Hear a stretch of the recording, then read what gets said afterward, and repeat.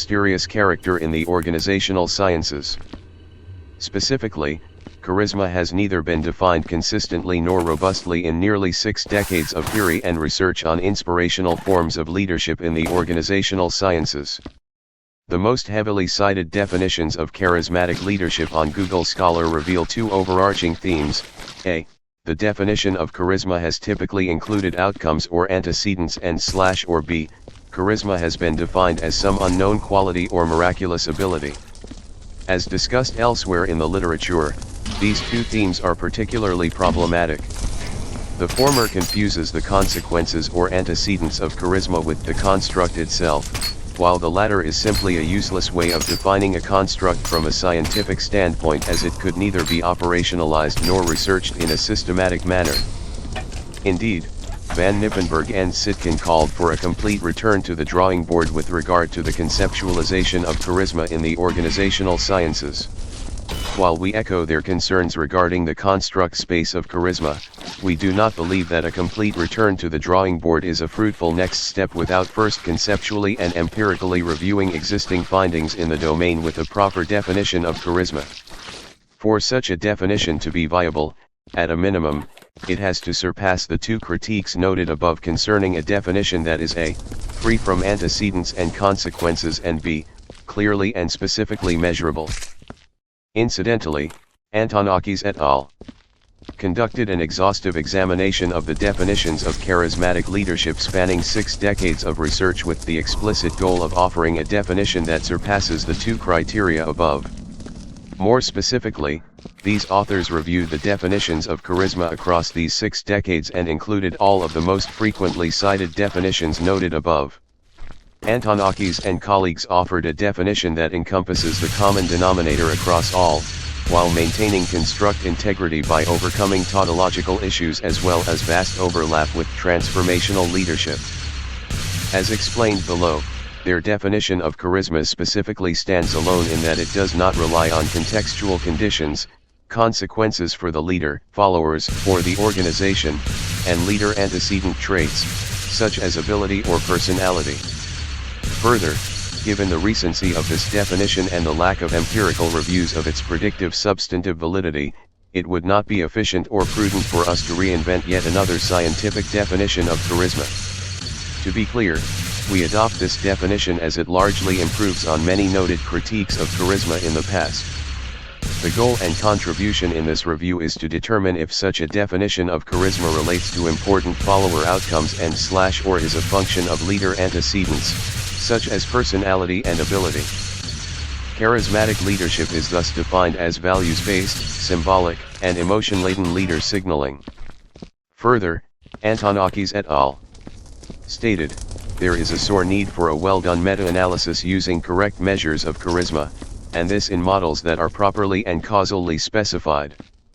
Consistent with these authors, we assert that a comprehensive review of charismatic leadership based on this latest, more rigorous literature is needed.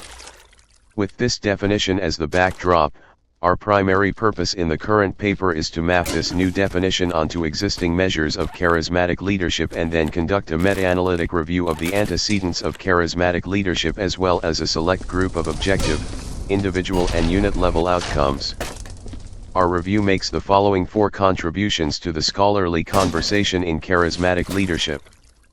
First, we align existing measures from current science with the Antonakis et al. Definition of charismatic leadership. Second, we offer a comprehensive test of antecedents of charismatic leadership across more than 30 years. Our review is the first of its kind that investigates a range of stable individual differences, example leader cognitive ability, leader gender, education, and age, as antecedents to charismatic leadership at the dimension level, as called for by several scholars.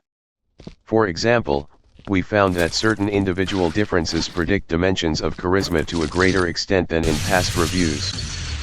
Our review highlights new findings regarding charismatic leadership when conceptualized free from tautological and endogeneity biases.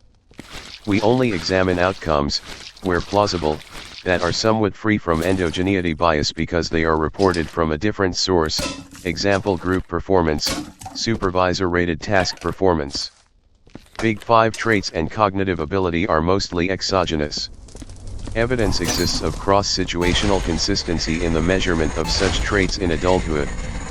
For instance, test-retest reliability serves as a reasonable indicator of this consistency, as would estimates of heritability from behavioral genetics studies. Still, the relationships observed here could be explained by omitted variables or simultaneity.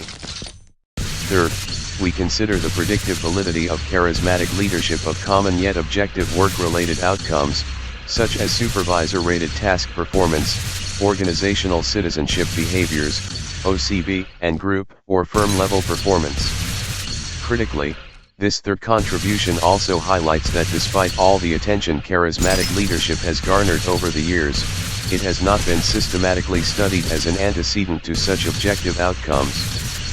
Past meta-analytic reviews have not explicitly investigated charismatic leadership as the focal construct as opposed to transformational leadership.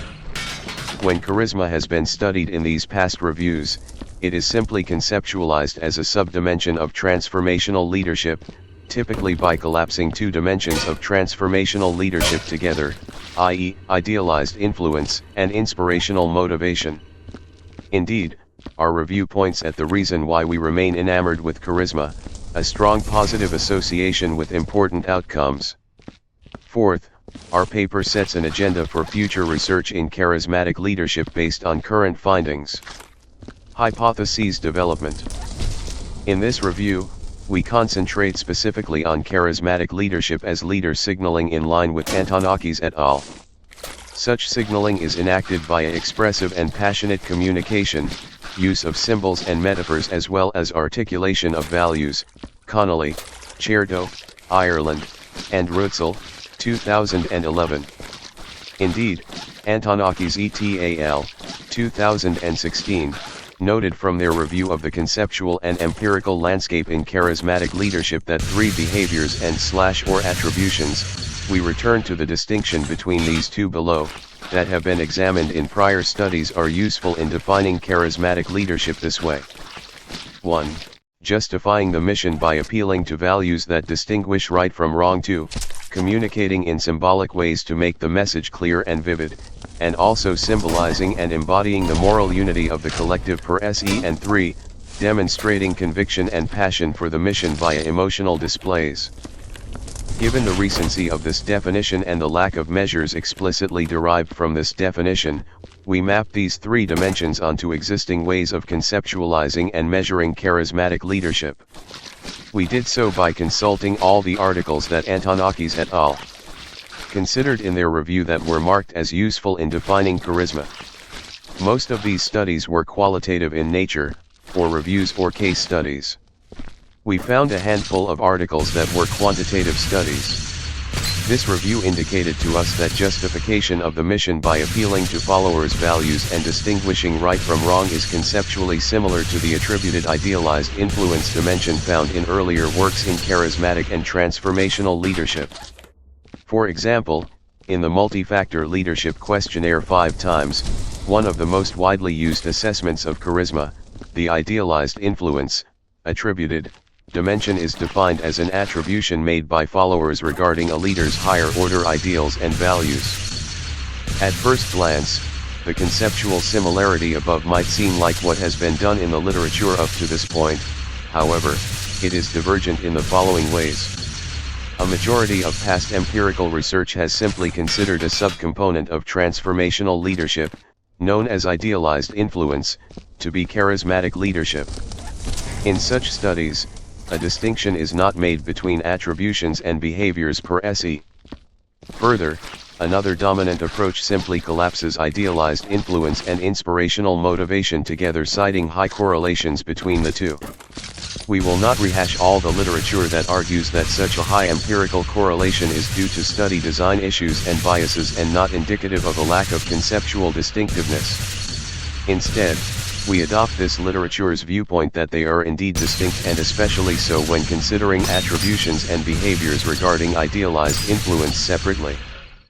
The conceptualization of charismatic leadership advanced by Conger and Kanungo focuses primarily on vision articulation and sensitivity to stakeholders. We discuss the vision articulation dimension of CK because sensitivity to stakeholders does not quite fit with the leader signaling definition articulated here. Of all of these conceptualizations, only the articulating a vision dimension from PODSICOP ETAL and CK fully fit the current definition of charisma, and we included that component here as indicated in Table 1. We sought to conduct a systematic search of the existing charismatic leadership literature where the current conceptualization of charismatic leadership could be applied. See the methods section for details. Leader personality characteristics and charismatic leadership. We now transition to present a series of hypotheses regarding the role of charismatic leadership. We begin with a discussion of a set of exogenous, i.e., fixed, individual difference variables, which might predict charismatic leadership. These variables include personality traits, such as the Big Five, cognitive ability, gender, and education. Such variables are largely stable, i.e., a leader's cognitive ability is not a function of the trust followers have in him or her, and therefore, can be considered to be truly exogenous and thus allow consistent, causal inferences. We then transition to explain in detail how charismatic leadership may predict outcomes, such as OCB, task performance, as well as group or firm-level performance.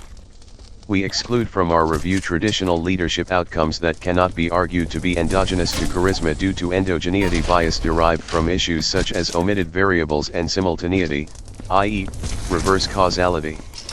Endogeneity bias can be characterized as an instance where the effect of X on Y cannot be interpreted because it includes omitted causes. For instance, perceptions of charismatic leadership and trust in a leader are not fixed, and consequently, causal inferences are not possible except perhaps in the most controlled experimental settings. In other words, charismatic leadership may cause trust in a leader and simultaneously trust in a leader may cause perceptions of charismatic leadership. Hence, an endogeneity bias may lead to erroneous results and incorrect conclusions. We propose that the Big Five personality traits predict charismatic leadership to a varying extent. Because conscientiousness characterizes an individual who is organized, high-achieving, and goal-directed, at first glance one might expect that such an individual may not display charismatic leadership when the latter is defined in the myriad of ways from the past. Indeed, Bono and Judge did not hypothesize an association between conscientiousness and charisma, as they argued such individuals are not necessarily driven to exhibit the passion, enthusiasm, and creativity associated with charismatic leaders. We disagree with these authors and instead posit that conscientious individuals are also dependable and tend to have more integrity as they relish in keeping their promises.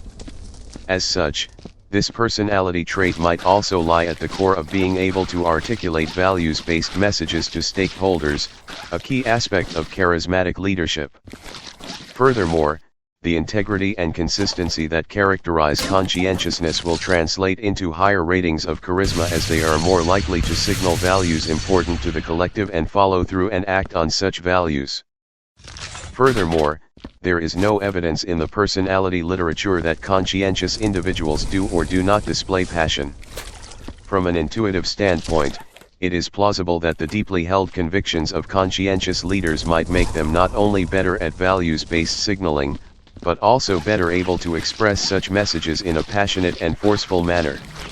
The positive association between extroversion and charisma is well established in the literature. At the core of extroversion is a need for social dominance, affiliation, and positive affectivity. These core motives translate into warm and nurturing relational abilities, expression of passion and positive emotions, and ease for articulating positions. At the opposite end of the spectrum, neuroticism is characterized by internal self-censure, guilt, and lower confidence in general. It is manifested in the experience and expression of more negative emotions and affect. As such, we expect neuroticism to be negatively related to charismatic leadership. At the core of agreeableness is the motive to avoid conflict at all costs. We have no reason to believe this characteristic will be associated with charismatic leadership. We quite agree with Bono and judge that the lack of conflict characteristic of agreeableness might be associated more so with consideration type of leader behaviors, but not charisma as defined here. Finally, openness to experience should be positively associated with charismatic leadership. At the core of this trait is a thirst for new exploits, unconventional ideas, and behaviors, as well as creativity. As such, we expect such individuals to have a wider arsenal of strategies in justifying the organization's mission, getting everyone focused on the collective and finding different forms of communication, example symbols, metaphors, in expressing that mission. We thus propose the following hypothesis. Hypothesis 1. Conscientiousness, 1a, openness to experiences, 1b, and extroversion, 1c, are positively related to charismatic leadership, whereas neuroticism, 1d, is negatively related and agreeableness, 1e, is unrelated to charismatic leadership. Leader ability and charismatic leadership. A plethora of statements and theoretical accounts that charismatic leaders have unique and stable abilities that distinguish the charismatic leader from the non-leader are evident in the leadership domain. While informative, many of these studies have largely been focused on general visionary or inspirational forms of leadership. We found little empirical research in ability and charismatic leadership per se, despite Bass, Burns, and House's work suggesting that charismatic leaders systematically differ from non-leaders.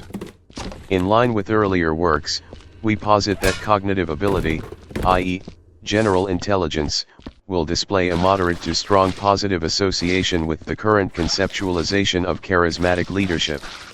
Higher cognitive ability allows individuals to scan complex and fast-changing environments, analyze such information and formulate solutions/messages that are novel. This last aspect is due to the link between intelligence and creativity. The signaling of what is right for the collective, while it might seem simple on the surface, should typically draw upon a keen and in-depth analysis of the complex external and internal business environment. Indeed, we argue that charismatic leadership inherently calls upon higher levels of creative thinking, sense-making, and the creation of metaphors that convey the right emotional tone and meaning in comparison to other models of leadership, example leader-member exchange, or transformational. Sylvia and BD found that the ability to generate higher quality creative metaphors was strongly related to fluid intelligence even after controlling for personality. As such, we expect to find a positive association between cognitive ability and charismatic leadership. Hypothesis 2. Cognitive ability is positively related to charismatic leadership. Leader demographics and charismatic leadership. Finally, following earlier meta-analytic reviews that have examined gender and leadership, we posit that women might experience a slight advantage in being perceived as charismatic compared to men. While Eagly et al. Found only a small magnitude effect for charismatic leadership specifically, we argue that the emotion-laden communication of mission and values might come easier for women in leadership positions. On the other hand, men might not be as emotionally expressive due to stereotypical gender roles. Past meta-analytic reviews on various styles of leadership have not considered the level of education or age of a leader. Historical examples abound of perceived charismatic leaders who had various levels of education and age. Thus, there is no past evidence to suppose a large magnitude relation between the level of a leader's education and age with their level of charismatic leadership. Further, drawing upon signaling theory, we see no reason that level of education or age will affect leader signals related to emotional displays, communicating in symbolic ways, or appealing to values of followers. We propose the following. Hypothesis 3. Women will be perceived as charismatic leaders more so than men. Hypothesis 4. Leaders' level of education, 4a, and age, 4b, will display no association with charismatic leadership. Outcomes of charisma. We next consider the extent to which charismatic leadership may relate to important work outcomes. First, charismatic leaders are those who do not maintain the status quo and strive to encourage followers to achieve levels of performance that exceed normal levels and normal roles. For this reason, researchers have argued that charismatic leaders inspire increased OCBs from followers. It is because charismatic leaders exhibit and expect unconventional behavior from followers that higher levels of OCBs are likely to occur. Followers are more likely to understand the meaningfulness of their work when leaders who exhibit charisma clearly articulate a vision and describe the impact of achieving that vision. Hypothesis 5. Charismatic leadership is positively related to follower OCBs. One of the most important variables in an organizational behavior/human resource context is task performance. Charismatic leadership is expected to be related to the task performance of followers. Charismatic leaders particularly excel at motivating followers to exhibit greater effort and the necessary behaviors to achieve high levels of performance. This process is facilitated by inspiring followers to these higher expectations through the use of leader signaling regarding high standards, a collective identity and a passion for success. Along these same lines, researchers have argued for the importance of charismatic leadership in higher positions within organizations. Past empirical evidence has linked charismatic leadership to group or firm-level performance.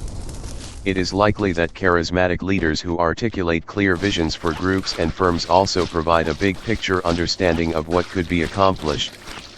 As charismatic leaders emphasize collective identity, their influence is likely to motivate a large base of employment groups towards achieving goals that would not otherwise be possible without coordinated action. We thus propose that charismatic leadership is positively related to task performance at the individual level as well as group or firm level performance. Hypothesis 6. Charismatic leadership is positively related to follower task performance. Hypothesis 7. Charismatic leadership is positively related to group or firm level performance.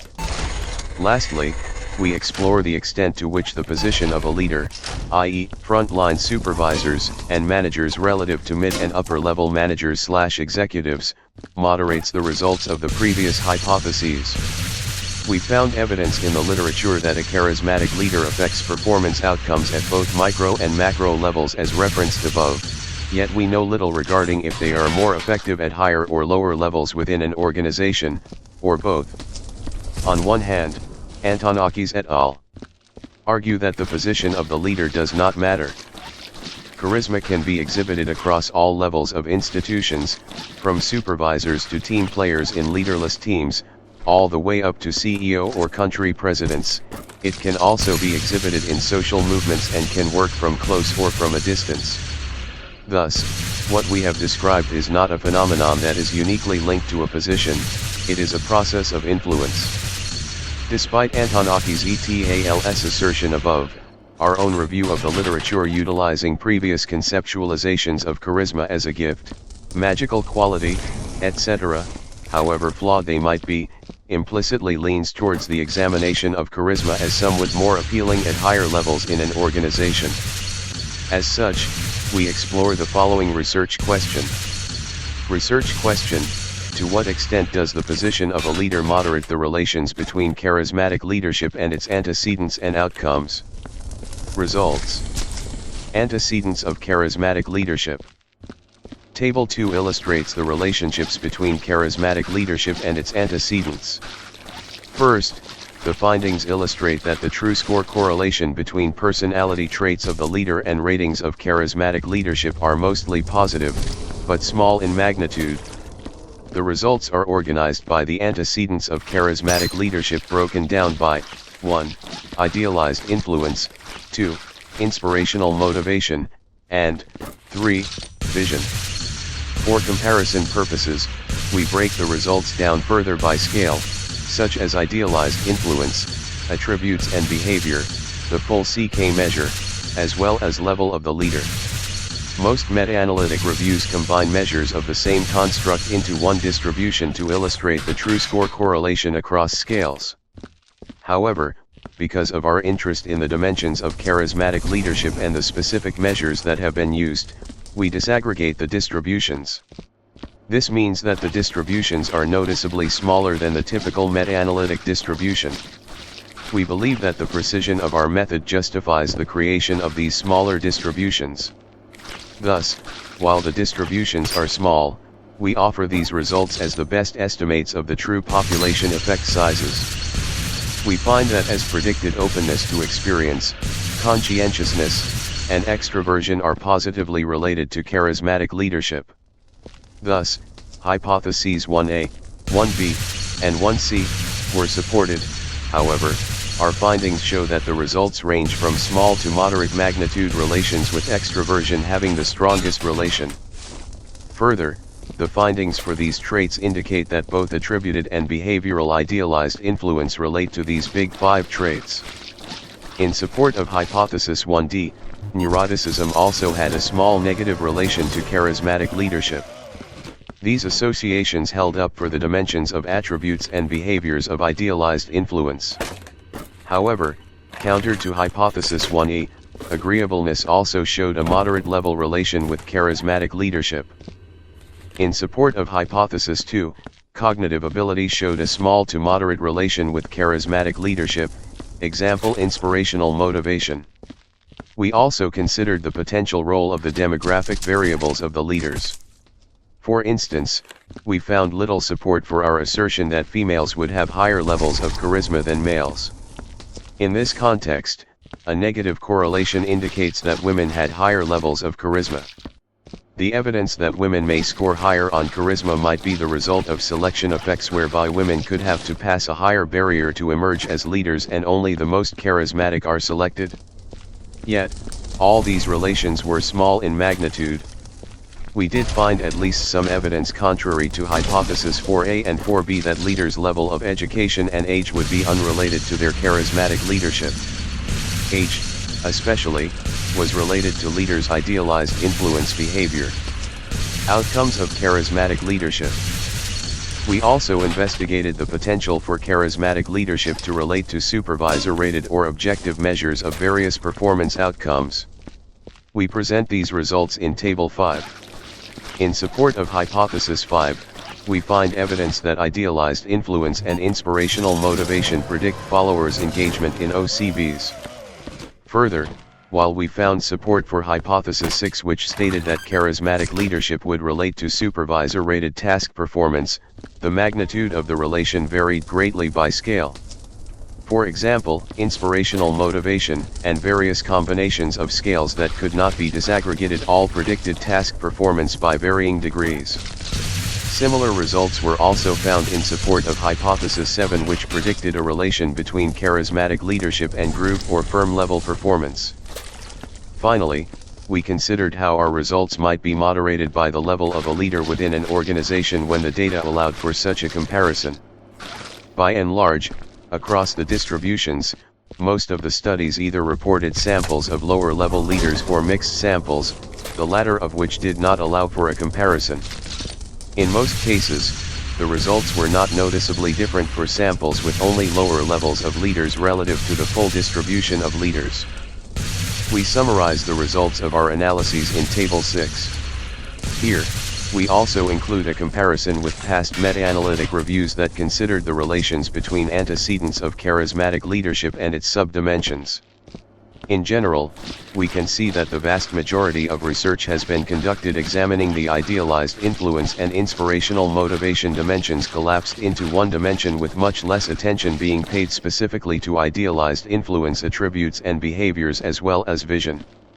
Of the personality traits considered, across both the Bono and Judge meta-analysis and the current study, conscientiousness tends to have the weakest relation with charisma, while extroversion and agreeableness tend to have the strongest. In terms of predicting important outcomes, more gaps exist in the current literature.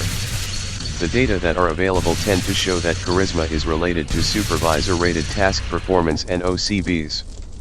Discussion. Recently, the literature of charismatic leadership has received great criticism, and some have called for researchers to go back to the drawing board. However, we argue that such criticism, while not unfounded, is short-sighted in that it is difficult to criticize the conceptual and empirical literature without first conducting a systematic review in the form of a meta-analysis to identify strengths and specific developmental needs. Our study provides three primary contributions to the literature. First, In this review, we adopted a rigorous and updated definition of charisma. This conceptualization of charismatic leadership also allowed us to examine a range of antecedents and outcomes at the individual factor level, example idealized influence, attributes, rather than an overall collapsed charisma dimension. Second, we then proceeded to conduct a meta-analysis of important antecedents of charismatic leadership free from endogeneity bias. Purged of such biases, the antecedents of charismatic leadership as defined here reveal many nuanced findings. For example, while not expected, agreeableness emerged as a stronger predictor of idealized influence, attributes and behaviors, than extroversion via relative weights analyses. The fundamental motivation in agreeableness is harmony, striving and avoidance of conflict. Perhaps charismatic leaders who are agreeable seek to articulate values that are universal, work to reduce incompatibilities and promote harmony. Regardless of what the specific pathways might be, we believe this finding can open the door for future theorizing concerning agreeableness and idealized influence. It is noteworthy that cognitive ability and conscientiousness were stronger predictors of idealized influence, attributes and behaviors, than extroversion. This finding again speaks to the importance of future theorizing regarding the complex associations amongst the less volatile personality characteristics such as agreeableness and conscientiousness and cognitive ability with idealized influence, attributes and behaviors. Yet, extroversion is the strongest predictor of inspirational motivation, relative to the other individual differences considered. While past research has illustrated the potential for charismatic leadership to be trained, it is also useful to identify individual differences, such as personality traits and cognitive ability, that can be used to identify potential charismatic leaders. As a third contribution, we also examined the extent to which charismatic leadership predicted important work outcomes that were from other rated sources. This is a key finding relative to past reviews, as there is a paucity of research establishing the substantive validity of charismatic leadership. For instance, charismatic leadership can lead to increases in positive follower behaviors related to OCBs, as well as higher levels of supervisor-rated task performance. What's more, charismatic leadership may also result in higher levels of group or firm-level performance. While the information learned about the relationships among charismatic leadership and important work outcomes is important for its practical implications, it is equally important to understand the contingency factors that might come into play. Where possible, we did identify that level of the leaders within the organization mostly did not moderate our findings. Yet, the primary study literature proved to be largely insufficient in allowing other contingency factors to be tested. Subsequently, we were unable to test for several contextual factors, for instance, that might moderate the extent to which charismatic leadership drives each of these important work outcomes. Practical implications. Several findings from the present study merit discussion of their practical implications. First, the results support a somewhat systematic, dispositional component of charismatic leaders. Some trait-like individual differences demonstrated strong relations in predicting charismatic leadership, while the results for other traits, abilities, and demographic variables varied in magnitude. These trait-based results may serve to inform the nature of selection criteria used in practice. Second, this study provides further insight into the conditions that warrant charismatic leadership. Although some have argued that the charismatic leader is incompatible in contexts that necessitate shared leadership, the present work may support otherwise. Charisma may be particularly important for leaders in a professional or service context, where OCBs are valuable for front-line employees. Further narrowing the scope of charisma's application, the meta-analytic results reveal positive effects on task performance. Results also situate charismatic leadership as a predictor of group and firm-level performance, which may implicate selection and training procedures for management. Limitations and future directions. Second, if one wishes to consider the relations between charismatic leadership and important outcome variables, methodological steps must be taken to ensure that such relations are free from endogeneity bias. This can be accomplished, for example, by correlating objectively coded measures of charisma with objectively measured outcomes. Even if the measurement of charismatic leadership and the outcomes come from two separate sources, it is possible that A. There is a performance cue effect, or B. There is a simultaneity. For example, effective firms may select effective leaders or may excel at training them.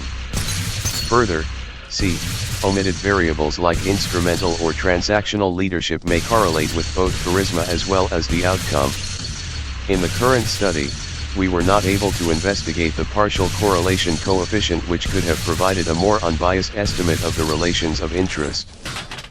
Third, the majority of the studies we identified in our systematic search presented correlations between charisma and antecedents/outcomes of interest that were affected by endogeneity bias. Because we wish to present true score correlations free from such bias, these data were excluded from the current meta-analytic review. Similar to past researchers, we lament the methodological limitations of these studies and recommend that future researchers conduct studies free from endogeneity bias.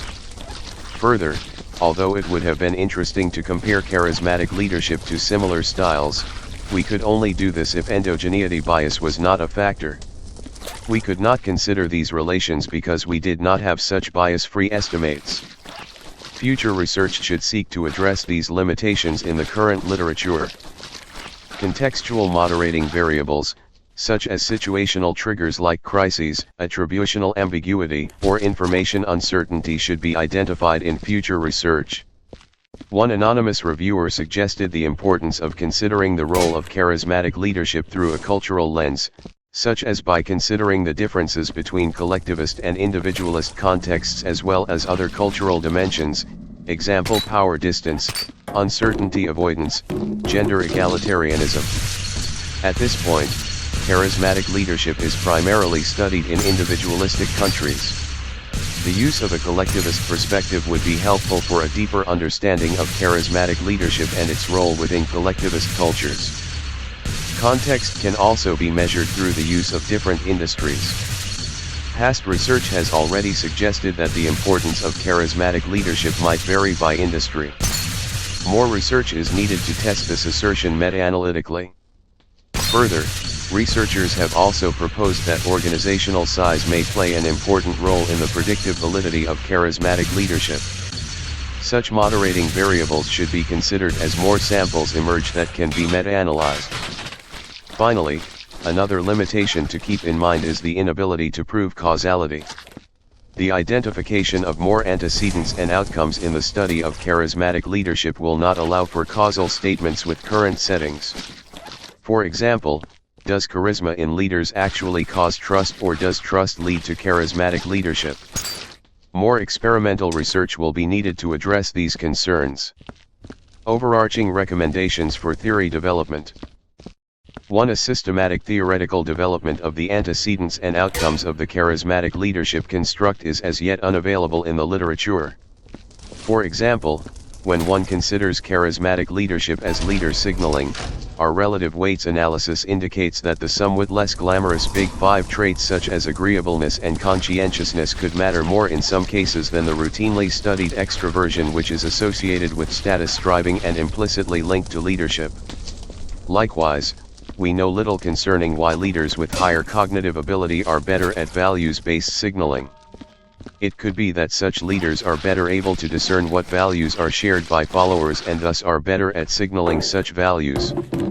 A study of other traits, example core self-evaluations, could be fruitful as well. For example, as we worked on this review, we uncovered studies on emotional intelligence and charisma, but the bulk of such studies conceptualized emotional intelligence as a skill rather than an ability.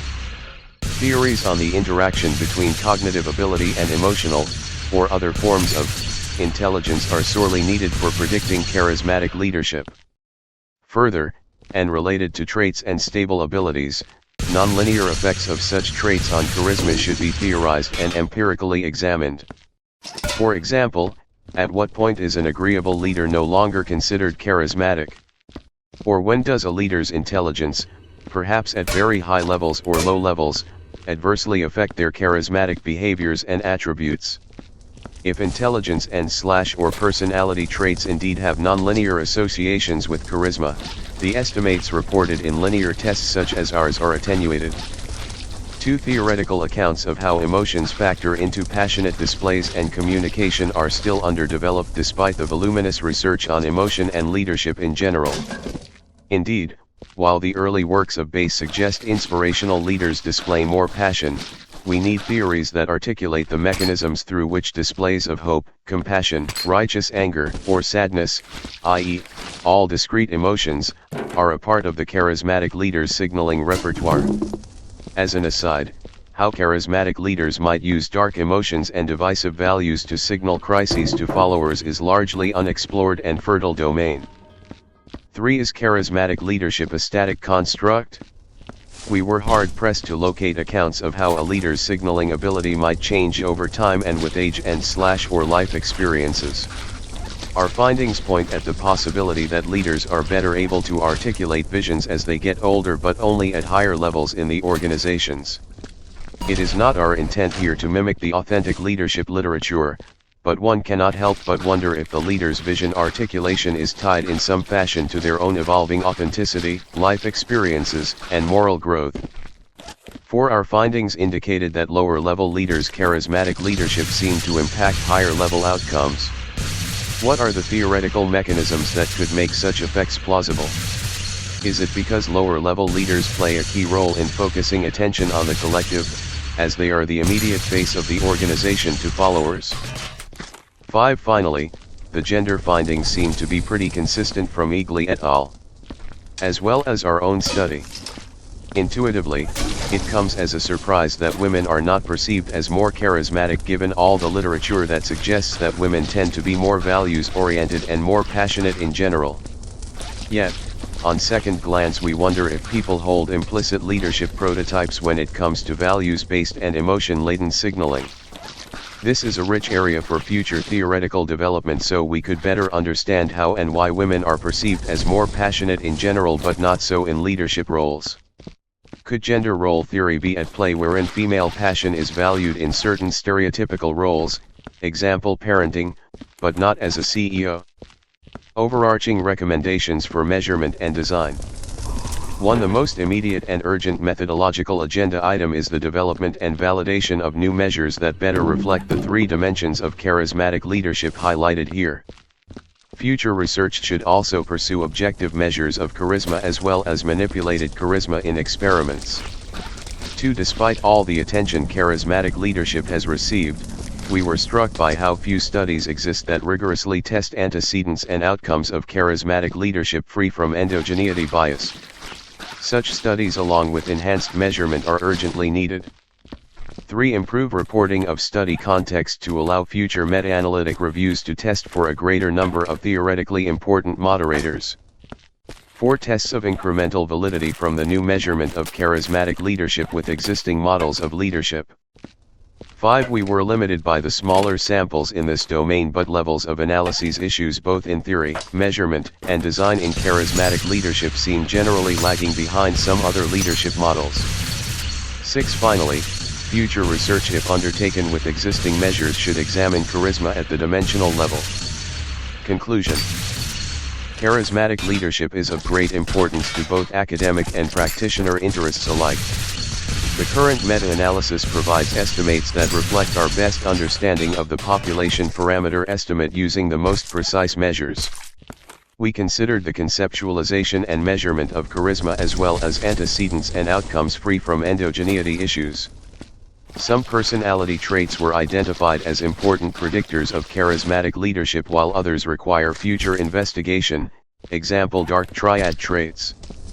Also, charisma in leaders proved to be an important predictor of supervisor-rated task performance as well as group or firm-level performance. Due to the relatively small amount of samples explicitly studied in the charismatic leadership literature, more research should focus on the antecedents and outcomes of charisma to increase the robustness of our findings. Also, close attention should be paid to the contingency factors of these relationships. Moderating variables such as the level of leader and context should be identified in future studies.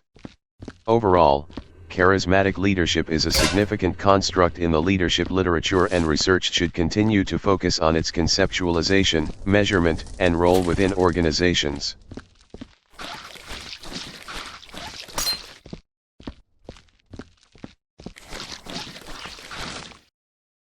The reasons for its emergence. It is related to the new paradigm of positive psychology that has recently been shaping the scope of organizational knowledge. This conceptual framework has triggered the development of the various forms of positive leadership, i.e. transformational, servant, spiritual, authentic, and positive. Although the construct does not seem univocally defined, these different types of leadership overlap and share a significant affinity. Secondly, we review the empirical evidence that shows the impact of positive leadership in organizations, and we highlight the positive relationship between these forms of leadership and key positive organizational variables. The paradigm of positive psychology has influenced the majority of the conceptual models and methods of psychology since its appearance at the end of the last century. Its object of study focuses on the conditions and processes that contribute to the optimal performance of individuals, groups, and organizations, promoting the positive dimensions of the human being. Psychology must attempt to understand the aspects linked to suffering and happiness, and also to study their interaction in order to validate interventions that mitigate suffering and increase happiness in people. The study of organizational behavior has evolved in parallel to the progress of research in the field of positive psychology. This has enabled the emergence of what we call positive organizational behavior, which is an extension of the principles of positive psychology applied to organizational behavior. Within positive organizational behavior, we have identified a number of constructs and processes, including that of leadership. This is one of the processes of social influence that have received the most attention in the behavioral sciences, and in particular in positive organizational psychology. One important reason is that the success of any economic, political, and organizational system depends on the efficient action of the leaders of that system. Leadership also plays a crucial role in promoting organizational and occupational well-being and health, both at the individual and collective levels. This interest has led to the emergence of different models of positive leadership which share a common theoretical basis. These all emphasize the fact that leaders must encourage and maintain optimal levels in their followers' performance, through the promotion of virtuous and eudaimonic behaviors. The qualitative review of the theories of leadership by Denha et al. Categorized two main groups: established theories and emerging ones. In the case of emerging theories, those conceptualized as theories of ethical or positive orientation have been the most analyzed. These include theories of authentic, servant, spiritual, and moral leadership. All of them, along with transformational leadership, are included within the conceptual framework that we are analyzing here, that of positive leadership. Two important elements can be highlighted within its scientific status. Firstly, included under this heading are different leadership models that share a number of common characteristics, anchored in the concept of positive organizational behavior, but there are some differences that prevent an unambiguous definition of the construct. This would lead us to speak, instead, of positive forms of leadership. Thus, Avolio and Gardner have identified the common components to these forms of leadership: 1. A positive moral outlook; 2. The leader's self-knowledge; 3. Positive modeling of the follower's behavior; 4. Personal and social identification of followers with the leader and the group; and 5. Positive social exchanges between the leader and the followers. Secondly, sufficient empirical evidence has not been accumulated in all cases on the validity of these models. Nor have valid psychometric instruments been developed to enable their measurement and the examination of the proposed connections with other constructs, in a nomological network that enables them to demonstrate their predictive validity for organizational behavior. Transformational leadership. The concept of transformational leadership was introduced by Burns, based on the qualitative analysis of the biographies of political leaders and the precursor of the current forms of positive leadership. The most notable development of the construct is that of Bayes, who proposed the multifactorial leadership theory. This conceptualizes leadership based on defined behaviors that are articulated on the basis of three factors: transformational leadership, transactional leadership, and laissez-faire leadership. Transformational leadership has been characterized as one that establishes a vision for the future among the members of the organization. It considers the individual differences between the members of the organization and acts as a stimulus to the achievement of organizational goals and objectives. Transformational leaders are described as capable of motivating their followers to transcend their own individual interests, in order to guide their behavior to achieve collective goals. The transformational leader is postulated as contrary to the transactional leader, whose main characteristic is to formulate the exchange of rewards contingent to the followers producing a number of desired behaviors. Transformational leadership represents, in this sense, a replacement of the transactional leadership approach, which is the model that had dominated the theoretical landscape until then. According to Bass, the transformational leader integrates four essential factors: A. Idealized influence, B. Inspirational motivation, C. Intellectual stimulation, and D. The individualized consideration of the followers. Bass also defined a laissez-faire leadership style as one that is paradoxically characterized by the absence of transactional or transformational qualities in the leader. Some authors consider it a destructive kind of leadership which has a systematic relationship with organizational stressors. The studies by Bass led to the development of the multi-factor leadership questionnaire. This questionnaire has been used in construct validation and research. In the case of the Spanish population, its factor structure has been established by Molero, Recchio, and Quadrado. The model of transformational leadership has become one of the most relevant for understanding the effectiveness of leaders in organizations.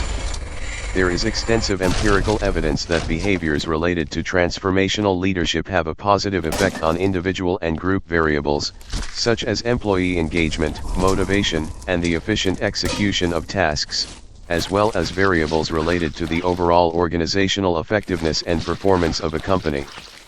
Servant leadership. The concept of servant leadership was conceived and introduced in the organizational context by Greenleaf. The author formulated this type of leadership based on his own professional corporate experience as well as his own intellectual reflection. The philosophical foundations of servant leadership are also rooted in the Christian tradition. The theory of servant leadership emphasizes the concept of service to others and the recognition that the role of the organization is to enable the formation of individuals who can help create a positive organizational environment. The servant leader is one who places the needs, aspirations, and interests of his followers over his own. The deliberate choice is to serve others in order to achieve their development and the success of the organization. This idea is of vital importance in the current context, in which both researchers and professionals, in various sectors of the economy, aim to respond to the dominant perception that corporate leaders have developed a pattern of behavior that is rather inconsistent with basic ethical principles. The concept of servant leadership has attracted much attention recently, and although there is not yet a large body of supporting data, systematic research has begun to develop on the subject. Much of this is linked to the foundational texts by Greenleaf and the activity of the Greenleaf Center. This research has focused on two areas of interest so far. First, the development of theoretical frameworks for understanding the construct, and secondly, on the development of measurement tools that enable the expansion of the research and the construction of a valid theory. This empirical gap currently poses a limitation on the foundation of the model, which requires the research to be developed focused on the essential elements of the theory. Currently, the most notable theoretical contributions, as recognized by the authors themselves, are basically hypothetical constructs that generate debate and lay the structural foundations for further analysis and research. Spiritual leadership. The concept of spirituality reflects the state of the intimate relationship with the inner self, the bearer of moral values. Along with the physical, rational, and emotional dimensions, the spiritual dimension facilitates the internal and external balance of individuals in organizations. It is important to note that spirituality is a broader concept than that represented by the organized religions, with their principles, dogmas, and doctrines. The theory of spiritual leadership arises in a context in which conventional leadership does not seem sufficient to meet the needs of individuals in the organizational environment. The initial studies attempted to determine the spiritual characteristics of effective leaders. Thus, authors such as Fairholm identified a number of qualities, defined as the presence of defined life goals, deeply rooted moral convictions, high intellectual ability, social skills, and a special orientation to the development of values in others. Moreover, Reeve in her review of the scientific literature on spiritual leadership, found a clear correlation between spiritual values and practices, and effective leadership. Fairholm, inspired by the ideas of Greenleaf on servant leadership, is the author who developed the first model of spiritual leadership. This model incorporates elements associated with the capabilities, needs and interests of both the leader and their followers, as well as the objectives and goals of the organization. Spiritual leaders lend their support to the rest so they can articulate their decisions on the important areas of their life. They develop an inspiring vision and mission that encourages the development of a spirit of cooperation, mutual support, and commitment to the effective functioning of the organization. The author himself, however, acknowledges that these parameters and the underlying processes require more precise operationalization to give consistency to the model. Later, Fry, taking the above formulation as a reference, developed the causal theory of spiritual leadership based on a motivational model that incorporates concepts such as vision, hope, faith, altruistic love and spiritual survival. This theory sees leadership as a vector that facilitates organizational transformation as an intrinsically motivated entity, focused on continuous learning. There are, however, two key areas that these models have not fully clarified. The first is the growing epistemological critique of the existing empirical studies on organizational spirituality. The second is the need to create a more detailed and systematic understanding of the variable we call spirituality that characterizes this form of leadership. Authentic leadership. Authentic leadership emerges linked to the attempt to overcome the many examples of unethical behavior that have recently occurred in the political and business environment. The concept of authenticity is rooted in Greek philosophy, although it was later used by humanistic psychology, and it has recently been linked to certain areas of positive psychology. Authentic leaders can be described as those endowed with deep moral convictions, whose behavior is strongly inspired by these ethical principles for the benefit of the group. These leaders are well aware of the actual content of their thoughts, emotions, skills, value system, and how they are perceived by others. They also possess qualities such as confidence, optimism, hope, resilience and moral strength. In addition, they avoid behaving inconsistently and hiding their ideas and emotions, even when these might be uncomfortable for their followers. Avolio and Gardner, the most prominent authors of this field, define, in their model, the components of authentic leadership linked to 1. The leader, positive psychological capital, moral perspective, self-knowledge, and self-regulation of behavior. 2. The processes of influence, personal and social identification, modeling positive behavior, emotional contagion, and social exchange based on reciprocity and consistency. 3. The followers, self-awareness, self-regulation, personal development. And 4. The organizational context. The interaction of these components creates a sustainable organizational competitive advantage which produces positive psychological results. To facilitate the research, the construct was operationalized through the development of a scale, the Authentic Leadership Questionnaire. 4 dimensions were identified in its validation process: 1. Self-knowledge, 2. Transparency in interpersonal relationships, 3. Internalized moral perspective and 4. Balanced processing of information. This questionnaire was validated for the Spanish population by Mariano et al. The conceptual and empirical connections between authentic leadership and the attitudes and behaviors of followers is an area of research that has attracted great interest.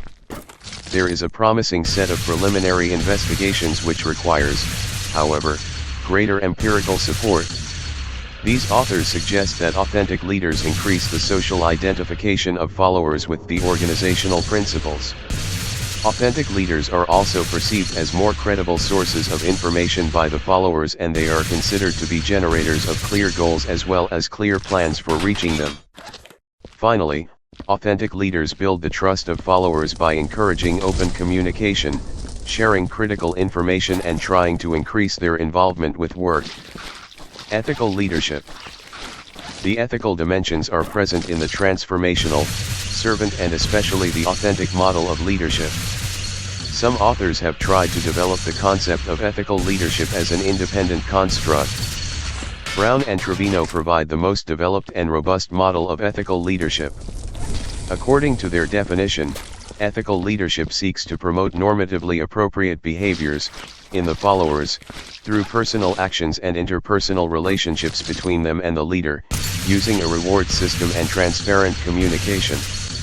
A fundamental conceptual issue is the fact that there is a lack of a precise and universally accepted definition regarding what is defined as appropriate normative behavior, characteristic of this type of leadership.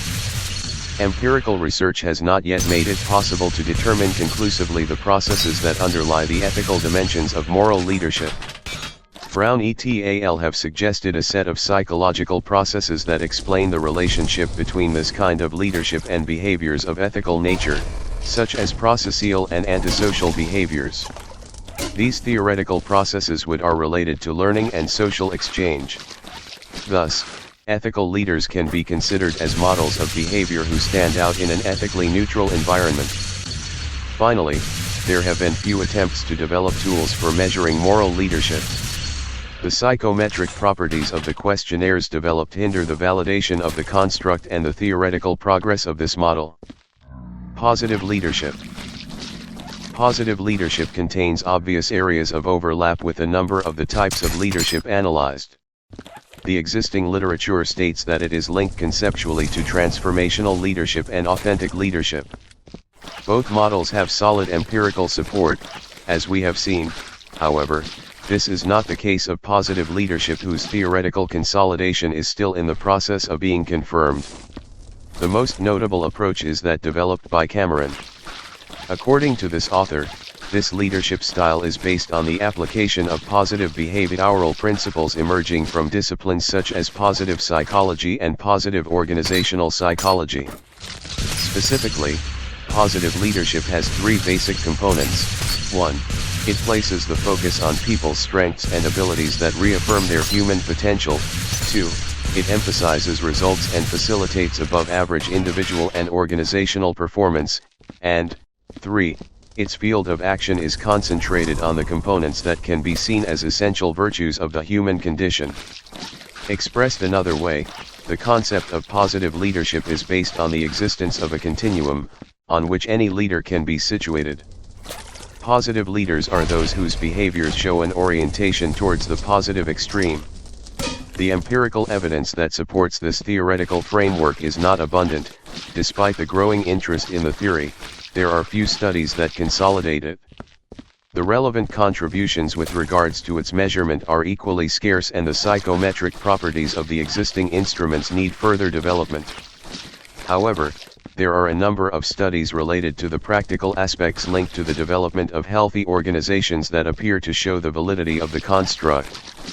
Thus, it has been observed that, in the teams led by a positive leader, the members show higher levels of well-being at work and the presence of positive emotions. It has also been found that positive leadership increases the performance of the members of the organization and their commitment, improves communication and interpersonal relationships, enables the creation of a positive working environment, and stimulates innovation. Finally, the presence of a positive leadership style seems to have facilitated the merger of organizations as well as having increased the levels of customer satisfaction. Due to the recent appearance of this model, it is hoped that supporting empirical evidence will be constructed in the future. Conclusions and future research. Over the past decade, organizations have undergone a process of change that is almost unprecedented in history. Increasing global competition, the emergence of new markets and rapid technological development have resulted in the need to generate quick and accurate responses to ensure their survival. This transformation incorporates substantial changes in both values and behaviors in individuals and in the strategies, structures, and systems of organizations to deal with this new reality. In this context, it is necessary to re-examine the traditional models of leadership based on authority and the establishment of contracts or transactions between leaders and their subordinates. The different models of positive leadership emerge as a productive area of theory and research, in response to the need for organizations to adapt to the new and changing context. These models must face developments of two types, theoretical and methodological. From a theoretical perspective, the first challenge posed, faced with the proliferation of different conceptual approaches, is the difficulty of creating an integrated theory of leadership. This is especially relevant in the case of the different varieties of positive leadership. Future research should take into account the consolidation of these models and their hypothetical unification into a theory of positive leadership, with a broader scope, which integrates all of these perspectives. This is relevant because some of the types of leadership mentioned show, simultaneously, conceptual overlaps and remarkable differences. In parallel, the need emerges to investigate the components associated with each of these leadership models, including the leader, the followers, the context, and the levels of interaction. In line with the above, although the efforts to understand the mechanisms explaining the different types of positive leadership have increased, the research results have not been integrated.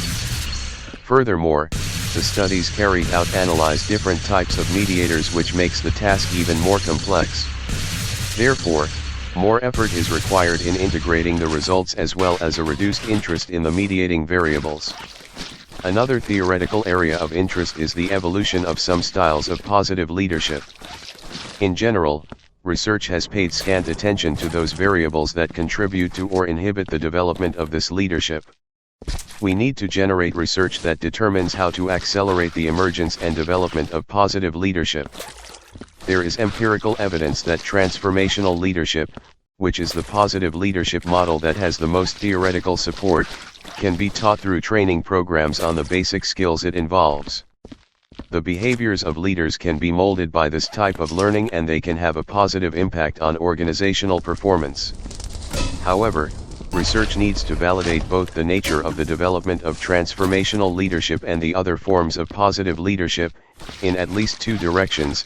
The first refers to the duration of the effects of the training, and secondly, it is necessary to determine what intervention techniques are used to facilitate the emergence of this style of leadership.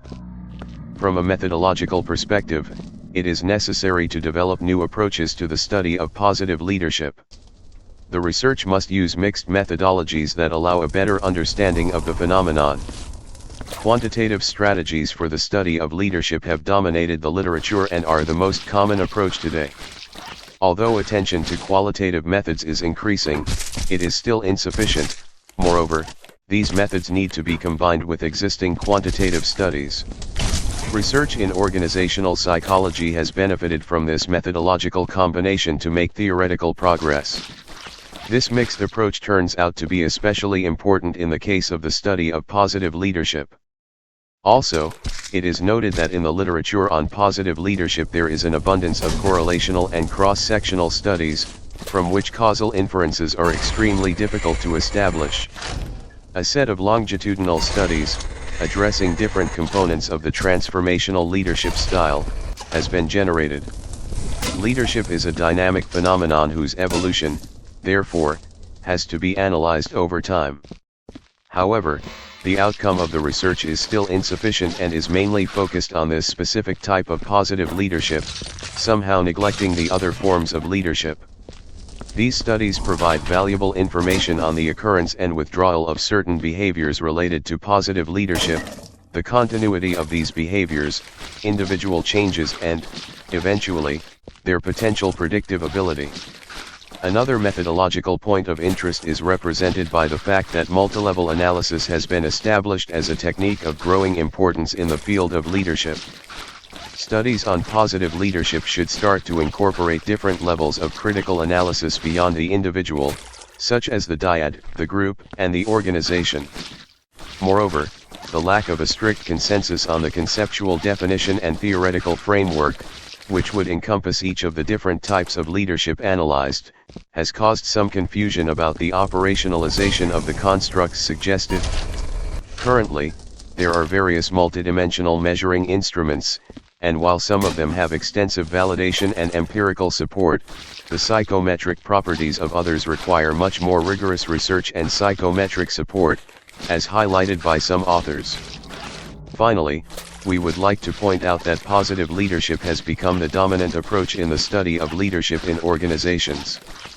Probably one of the key causes of this growth is that this kind of leadership, with its emphasis on intrinsic motivation and the positive development of followers, represents a more productive and efficient vision in managing today's complex organizations.